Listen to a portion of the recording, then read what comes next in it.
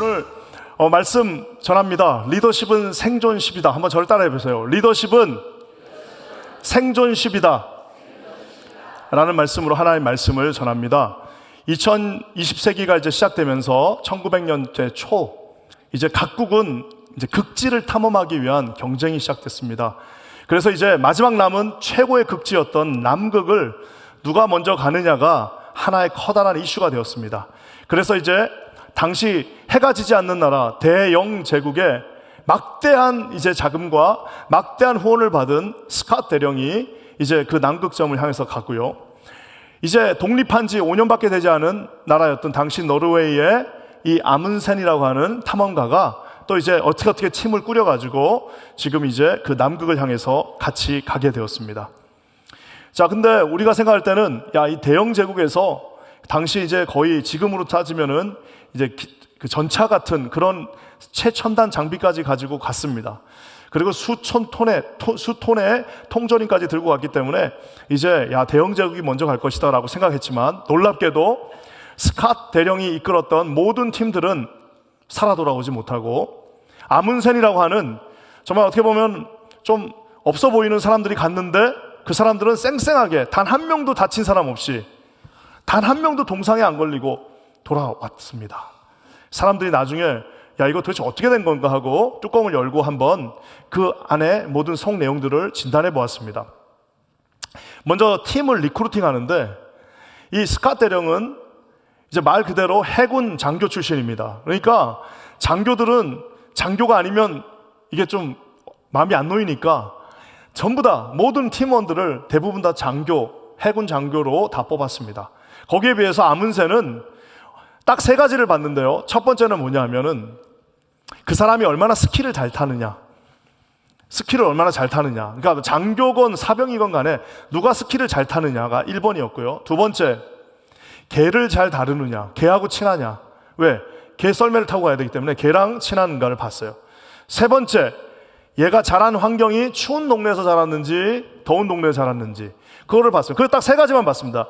자, 그러면은 여러분 스캇 대령은 첫 출발부터 계급에 의지해서 계급이 높은 사람은 모든 걸 잘할 거야. 직분을 받은 사람은 모든 걸 다 잘할 거라는 그 판단하에 시작을 했고 아문센은 완전히 백지 상태에서 거기에 가장 필요한 사람 세 종류를 뽑았습니다. 여기서부터 이제 슬슬 갈라지죠. 자, 근데 이제 옷을 고르는데 이 아문센은 그 당시는 없었지만 그 인디안들한테 가서 이 추운 지역에서는 도대체 뭘 입고 살아야 되는지를 연구했습니다. 그래서 이누아트 인디안들로부터 이제 이 술록의 가죽이죠. 그러니까 지금으로 따지면 이 물이 통과하지 않은 고텍스입니다. 이 고텍스 최첨단은 아니지만 이 가죽으로 된 옷을 엉키설키 엉켜가지고 멋은 없지만 멋은 하나도 없어요. 그렇지만 그걸 입고 출발했습니다. 거기에 비해서 우리 스캇 대령은 대영 제국의 감히 이 대영 제국의 장교가 어떻게 저런 누더기 같은 옷을 입냐 해가지고 당시 버버리사, 지금도 버버리사 있죠. 버버리 이렇게 체크로 된 거 그거 사에다 의뢰를 해가지고 코트를 입고 갔습니다. 여러분 생각해보세요. 그 눈 오고 막 비 오는데 코트 입고 간 사람하고 지금으로 따지면 이 고텍스 방한복 입고 간 사람하고 누가 살아남겠습니까? 여기서부터 이제 승부가 서서히 갈라지기 시작합니다. 자, 그리고 이제 아문센은 지금 멋이 중요한 게 아니라 지금 폼이 중요한 게 아니라 일단은 살고 봐야 된다 해갖고 개썰매를 몰고 갔습니다. 그리고 심지어는 가다가 배가 고프면 그 개 중에 좀 힘이 빠진 개들을 한 마리씩 잡아먹으면서 갔습니다. 그러니까 이게 그냥 장난하러 간 게 아닙니다. 멋있으려고 간 게 아닙니다. 자기 조국의 명예를 걸고 가다가 이제 개가 좀 힘이 없다 싶으면 가감하게 잡아먹으면서 그리고 심지어는 펭귄들도 잡아먹으면서 거기를 갔습니다. 스캇 대령은 당시 영국 기병대의 상징인 조랑말을 들고 갔는데 조랑말들이 가다가 5일 만에 다 추우니까 다 죽어버렸습니다. 그럼 추우면 죽었으면 말고기라도 먹어야 되는데 또 그 영국 분들 이렇게 딱 격려하고 그리고 다시 출발했습니다. 결국에는 마지막 실수. 결국에는 아문센이 먼저 남극에 도착해서 보니까 자기가 제일 먼저 왔어요. 그래서 남은 음식을 좀 놔두고 혹시 자기 라이벌이 오면 이거라도 먹으라 하고 이제 편지 써놓고 돌아갔는데 그 다음에 한 달 뒤에 온 스캇 대령이 정말 겨우겨우 왔습니다. 그것을 보고 자존심 상하니까 그 음식을 손도 안 댑니다. 지금 배고파 죽겠는데 팀원들 죽어가는데 음식 손도 대지 않고 결국에는 거기 장갑이 하나 잊어버렸는데 장갑 한 세트만 딱 들고 음식 그대로 놔두고 돌아왔습니다. 돌아오는 길에 다 죽었습니다. 굶어서 다 죽었습니다. 여러분, 이게 그냥 재밌는 이야기네 라고 우리가 치부할 것이 아닙니다. 왜냐하면은 우리 거든 맥도웰이라고 하는 존 맥스웰이죠. 존 맥스웰이라는 미국의 유명한 이 리더십 강의를 하시는 분이 이 장면을 가지고 The Law of Navigation, 즉 항해의 법칙이라는 유명한 이론을 만듭니다. 그것은 뭐냐면은 배가 지금 만약에 300명이 타고 있는데 그 300명이 아무리 대단해도 배 키를 들고 있는 사람이 배를 나야가라 폭포 쪽으로 올려버리면 다 같이 죽는 겁니다. 자, 그 300명이 아무리 무능하고 아무리 별 볼 일이 없어도 그 배의 키를 잡고 있는 그 조타실에 있는 선장과 그 리더십이 배를 잘 몰면은 어떻게 되는 거예요? 비록 좀 부족해도 목적지까지 갈 수 있는 The Law of Navigation, 즉 항해를 선택하는 자들에 의해서 그 집단 전체의 운명이 결정된다는 것을 보여주고 있는 겁니다. 리더십이라고 하는 것은 말 그대로 생존십입니다. 왜냐? 여러분, 이 험악한 시대에 이제는 한 번 이상의 무슨 실수를 용납하지가 않습니다. 아무리 큰 교회라 하더라도 리더십에서 한 번 실수해서 한 번 기도하는 가운데 결정하지 아니하고 자신들의 사심이 들어간 채 자신들의 사심으로 한 번 결정 잘못하면요, 교회가 나락으로 떨어지고 2번 실수하면은 저 밑으로 내려가고 3번 실수하면 존재 자체가 사라지는 수없이 많은 교회들이 우리 가운데 있습니다. 사랑하는 성도 여러분, 지난 5년, 몇 년, 제가 이제 온 지가 오늘이 12월 2일인데 제가 가만히 생각해 보니까 정확하게 5년 전 12월 2일 날 제가 여기서 빌립보서로 첫 번째 설교를 한 날이 5년 전입니다. 지금 뒤돌아보면요, 아찔아찔했던 순간들이 있습니다. 그때 정말 우리 장로님들하고 기도하면서 결정했는데 아찔했던 순간들이 있었는데 하나님께서 우리를 그 길로 하나씩 인도해 주셔서 여기까지 우리가 정말 말 그대로 우리는 부족했으나 주님이 손잡고 우리를 여기까지 인도해 주셨습니다. 오늘 15분의 귀한 재직을 세우는 이날입니다. 저는 오늘 우리 재직들은 하나님의 말씀으로, 또 우리 모든 성도들은 하나님의 권면으로 새로워졌으면 좋겠는데, 오늘 저는 이 말씀 고린도전서 14장 40절의 말씀을 선택했습니다.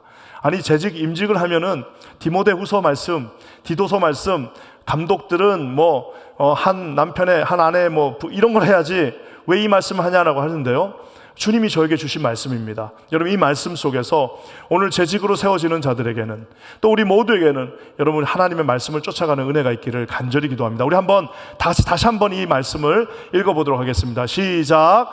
모든 것을 품위 있게 하고 질서 있게. 2가지를 오늘 하나님은 바울의 입을 통해서 말씀하고 계십니다. 하나는 품위 있게 하라, 2번째는 질서 있게 하라. 저는 먼저 질서에 대해서 말하기를 원합니다. 여러분, 질서를 지킨다는 건 도대체 뭘까요? 교회에서 질서를 지키는 것은 무슨 일일까요? 교회에서 질서를 지키는 것은 줄을 잘 서는 거 아닙니다. 교회에서 질서를 지키는 것은 무슨 이 하이라키가 있어가지고 장로가 맨 위고 그 다음이 안수집사고 이러면서 우리가 무슨 하이라키를 쌓는 것은 질서가 아닙니다. 교회 안에서 질서를 잘 지키자는 말은 교회 안에서 맡은 바 그 본분에 충실하라는 말입니다. 장로에게는 장로의 본분이 있습니다. 어떤 분은 장로가 됐는데도 안수집사 때 하던 그 행동 그대로 하시는 분들이 있습니다. 어떤 분들은 장로가 됐는데도 옛날에 자기가 세상에서 하던 그 방법을 그대로 쓰는 그런 어리석은 분들이 있습니다. 장로가 되었는데도 만약에 그 역할에 충실하지 못한다면 우리가 이 장로님들을 세우고 이렇게 할 이유가 없습니다. 장로라는 것은 2가지 의미가 성경 안에 있습니다. 첫 번째는 목자가 되는 거예요. 목자가 된다는 것은, 목자의 첫 번째 의무는 뭡니까? 양들을 무슨 밟고 올라가고 양들을 위해서 군림하는 것이 목자가 아닙니다. 목자의 첫 번째 의무는 그 양들을 지키고, 좀 속된 말로 어떤 목사님 목자가 하는 일이 뭡니까? 라고 물었더니 목자가 하는 일은 그 양들이 싼 모든 배설물들을 치우는 게 목자의 사명입니다 라고까지 말씀하신 분이 있습니다. 교회가 커지면, 양떼가 많아지면, 그때부터 더 많은 양떼들이 오면, 야, 양떼가 오니까 이제 우리 교회 부자 된 내가 아니라 우리 장로님들 반드시 기억하셔야 됩니다. 내가 치워야 될 배설물들이 더 많아지는구나. 손을 걷고 내가 그 안에서 가장 낮아진 마음으로 그것들을 치우며 나갈 때, 여러분, 그것이 장로의 직분이라는 사실입니다. 또 하나, 장로는 여러분 아버지로 비유하고 있습니다. 여러분, 가정에서 아버지는요, 자기 몸이 부스러지고 으스러지더라도 가정을 건사하고 자식들과 아내를 지키는 게 아버지입니다. 그래서 아버지들은 무슨 영광이 없어요. 아버지들은 생일도 잘 챙겨주지 않습니다. 그래서 아버지들은 그저 평생을 일하다가 그렇게 가는 경우들이 많이 있습니다. 요즘 좀 달라졌는데, 근데 중요한 사실은 아버지에게 가장 중요한 것은 책임을 지고 손해를 지고 그 다음에 자기의 어깨를 발판 삼아서 나를 짚고 가라는, 우리 양들을 내가 밟고 가는 것이 아니라 양들로 하여금 내 어깨를 짚고 그곳을 통과하십시오 라고 하는 것이 장로가 되는 것입니다. 장로는 손해보고 희생하고 헌신하고 가장 힘든 일을 하고 가장 어려운 곳에 가 있고 가장 교회의 낮은 곳에서 모든 이들의 눈물을 함께 닦아주는 것이 장로의 사명입니다. 사랑하는 성도 여러분, 만약에 어떤 최악의 장로가 나와서 군림하고 나는 이 사회에 이사와 같은 사람이요, 내가 사인 안 하면 안 돼 라고 하는 순간, 여러분, 그 교회는 비참한 교회가 될 것입니다.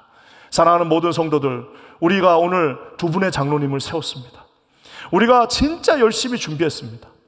하지만 하나님께서 우리 모두에게 동일한 마음을 주셔서 두 분 장로님들이 7년의 임기 동안 가장 낮은 곳에서 이 뉴욕에서 가장 존경받는 장로님들이 될 수 있도록 여러분 함께 기도해 주시는 저와 여러분 모두가 되기를 주님의 이름으로 간절히 부탁드립니다.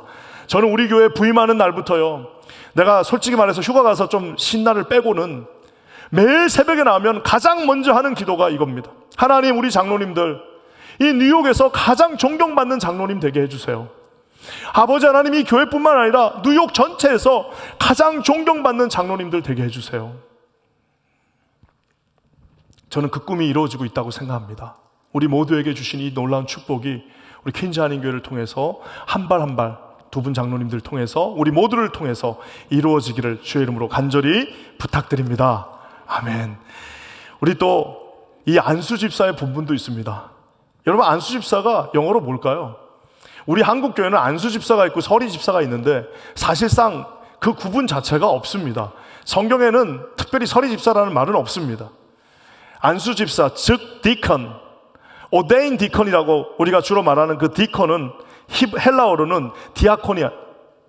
디아코니아가 디콘이 된 건데, 이 디아코니아는 뭐냐면은 최대한 값을 쳐줘서 얘기하면 종이고요, 조금 그냥 저급하게 얘기하면 노예입니다. 그래서 교회에서 초대교회가 7 디컨을 세울 때는 7명의 종을 세운 겁니다. 사람들이 여기서 실수합니다. 아, 이제 내가 이제 안수집사가 됐으니까 다음번은 내가 이제 장로가 되는 거구나 라고 생각하면, 여러분, 지금 당장 여러분 이거 그만두셔야 돼요. 하나님께서 초대교회를 통하여 7명의 집사를 세울 때는 말 그대로 디아코니아, 종이 되어서 노예가 되어서, 그래서 지금 이 현대어로 만약에 이 집사의 직분을 번역을 하잖아요. 뭐가 제일 좋을까? 요즘은 노예는 없잖아요. 어떤 사람일까라고 했더니 어떤 목사님이 쓴 글을 봤습니다. 그건 뭐냐면 아주 고급 레스토랑의 웨이터예요, 웨이터. 어떻게 하냐면은 우리 손님이 물이 필요한, 그러니까 손님이 어이 하면은 이거는 벌써 좋은 웨이터가 아닌 거예요. 고급 레스토랑에는 어이 안 합니다. 물이 한 3분의 1쯤 딱 남으면 알아서 와서 이렇게 부어주는 겁니다. 고급 레스토랑에서 김치가 떨어졌습니다. 언니, 김치 떨어졌어, 이렇게 말하지 않아요. 이미 보고 있다가 그것을 주시하고 있다가 달려가는 것이 이 웨이터의 역할입니다.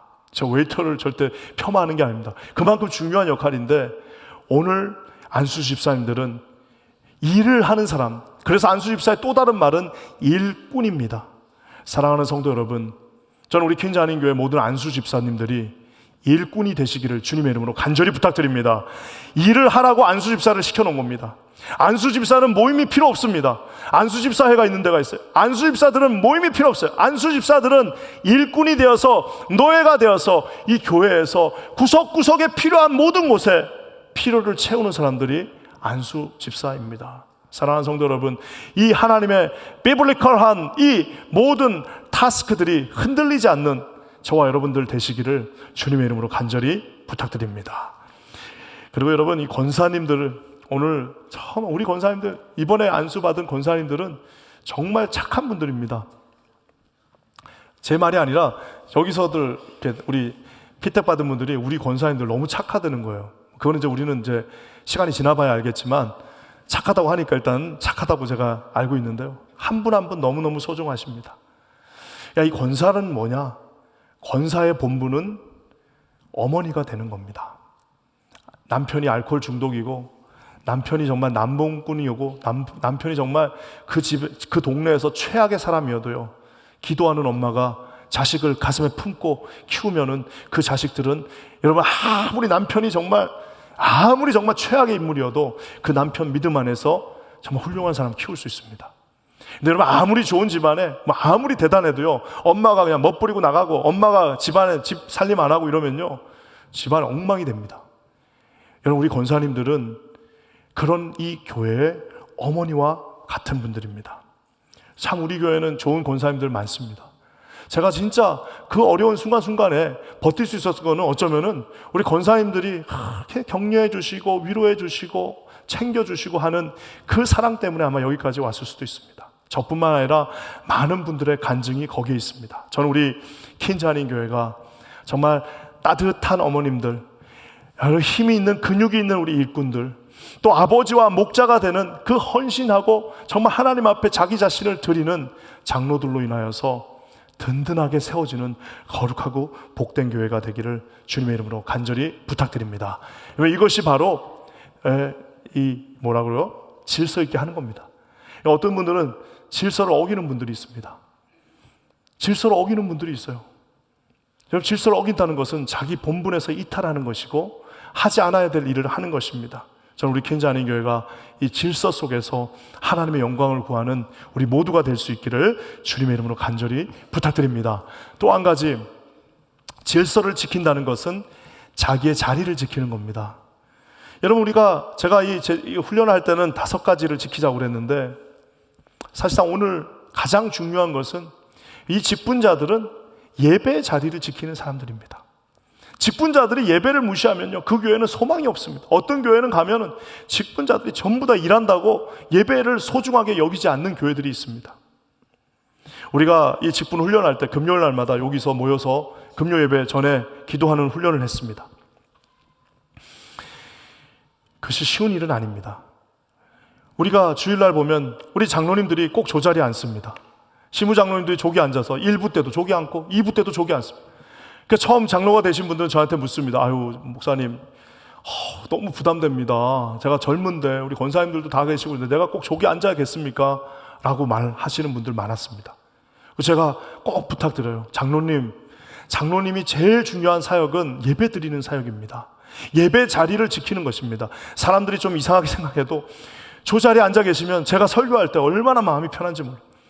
성도들이 와서 우리 장로 왔구나, 우리 장로님 저기 계시는구나 하는 순간 마치 아버지가 집에서 아무 일 안 하고 신문만 보고 있어도 든든한 것처럼 이런 그 가정은 세워지는 가정이 될 것입니다. 사랑하는 성도 여러분, 우리 두 분 집사님들, 배우자 집사님들, 죄송하지만 7년 정도 따로 예배를 드리셔야 될 텐데 우리 두 분이 여기서 잘 예배 드리실 수 있도록 여러분들 함께 기도해 주시는 우리 퀸즈 한인교회 모든 성도님들 되시기를 주님의 이름으로 간절히 부탁드립니다. 우리 선배 장로님들이 다 그 이유가 옛날에는 새벽에도 저기 앉았습니다. 거기에 앉았던 이유가 무엇이냐? 이 교회를 예배 가운데 끝까지 지키겠다라는 다짐이 그곳에 있습니다. 사랑하는 성도 여러분, 우리 직분자들은 예배 드리는 자들입니다. 하나님 앞에 예배 위에 세워지는 우리 퀸즈 한인교회가 되기를 주의 이름으로 간절히 축원합니다. 또 한 가지, 모든 것을 이제는 어떻게 하라고요? 성경에 이런 말이 나오는지 모르신 분들도 있으셨죠? 품위 있게 하라라고 말하고 있습니다. 품위가 있다. 디센들리, 품위가 있다는 말은 뭘까요? 여러분, 품위가 있다는 말은 두 가지로 나눌 수 있습니다. 하나는 품격이 높다. 또 하나는 품성이 따뜻하다. 같은 품자, 이 입구자 3개 놓은 그 품자지만 하나는 품격이 높아지는, 입구자가 3개가 있으니까 말 3번을 잘하면은 품격이 높아질 수 있습니다. 여러분, 이 모든 품격은 사실상 말에서 결정되는데, 제가 우리 이거 훈련하면서 아주 그냥 줄기차게 말씀드렸습니다. 여러분의 입술을 통해서 단 한 명이라도 실족하게 된다면 죄송합니다. 이것은 우리가 지금 훈련받은 것이 아무 의미가 없다라고 말했습니다. 말을 함부로 하는 사람은 절대 리더가 될 수 없습니다. 왜냐하면 그 말 한마디에 사람이 죽고 살기 때문입니다. 만약에 자신이 없으면은, 여러분들 자신이 만약에 내가 이 품격 있게 말하는 게 힘들 것 같으면 무조건 존칭을 쓰시면 됩니다. 아까도 얘기한 것처럼 장로님들은 우리 교회에서 가장 낮은 분들입니다. 초등학생한테도 존칭을 쓰시면 됩니다. 여러분, 나이가 지긋한 분들이 자기 아들뻘, 정말 자기 손주뻘한테 존칭 쓰면 그것만큼 멋있는 게 없습니다. 여러분, 그게 젠틀맨이에요. 아유, 우리 젊은 형제님이 이렇게 일을 잘하시네요. 와, 대단하십니다. 그것만큼 어이 일로 와봐 하는 거하고는 격이 달라질 수 있습니다. 가끔 보면은 젊은 목회자들한테 말 막 놓는 분들도 있습니다. 어이 목사님 일로 와봐. 아유. 어이 김 목사님 일로 와봐요. 이런 분들이 있어요. 제가 여기서 한번 딱 얘기하는데요. 여러분, 그러면은 자기의 품격을 도끼로 찍는 겁니다. 내가 내 품격을 도끼로 지금 찍고 있는 겁니다. 사랑하는 성도 여러분, 참 재밌죠? 누군가를 깎아내리면요, 깎아내리려면 어떻게 해야 돼요? 눌러야 됩니다.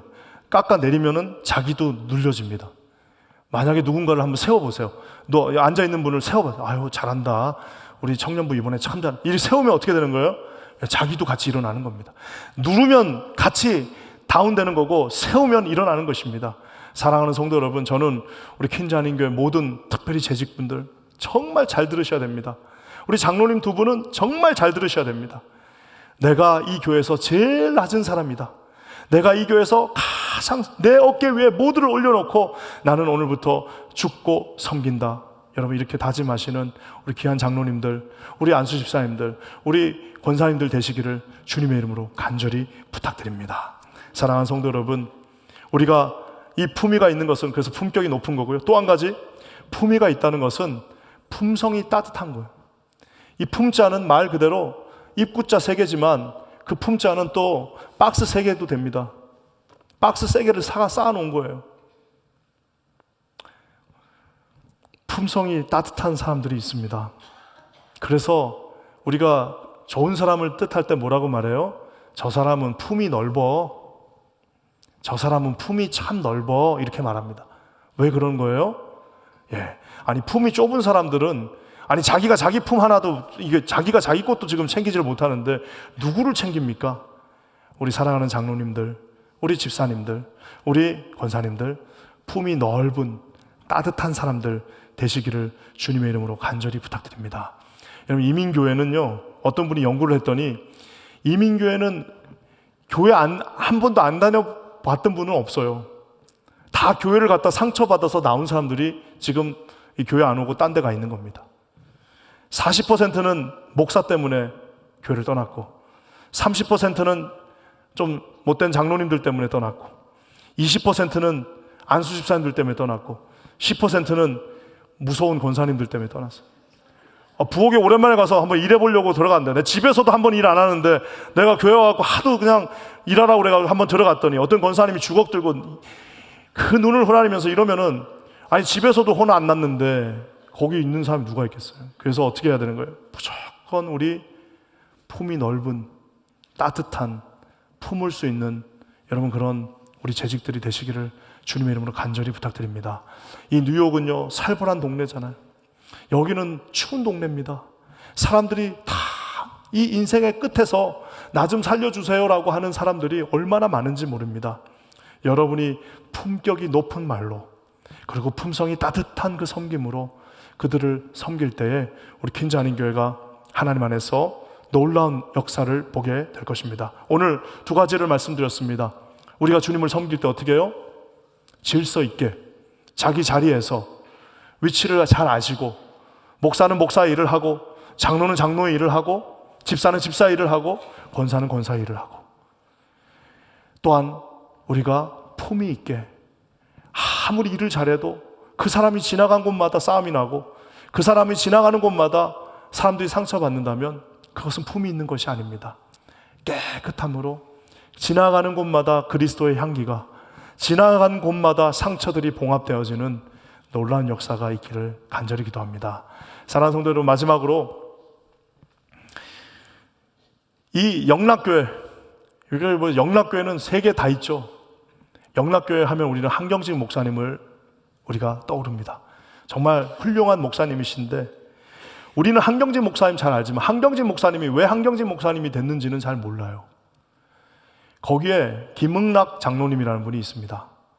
그래서 지금도 아마 있을 거예요. 제가 옛날에 갔을 때도 영락교회 가면 그 김응락 장로님의 그 비가 있습니다. 기념비가 있어요. 그게 도대체 무슨 일을 했길래 기념비까지 세웠나? 1950년 6월 25일 날 우리가 아는 것처럼 6.25가 일어납니다. 한국전쟁이 일어나는 날 주일이었습니다. 그때 영락교회에서 한경직 목사님이 성도들 4,000명을 데리고 예배를 집례했습니다. 26일이 됐는데 이제 포소리가 막 서울에 나고 27일이 되니까 이제 막 서울이 함락되기 직전입니다. 그러니까 어떻게 해요? 네. 이 영락교회에 있던 장로님들이 한경직 목사를 피난 보냈습니다.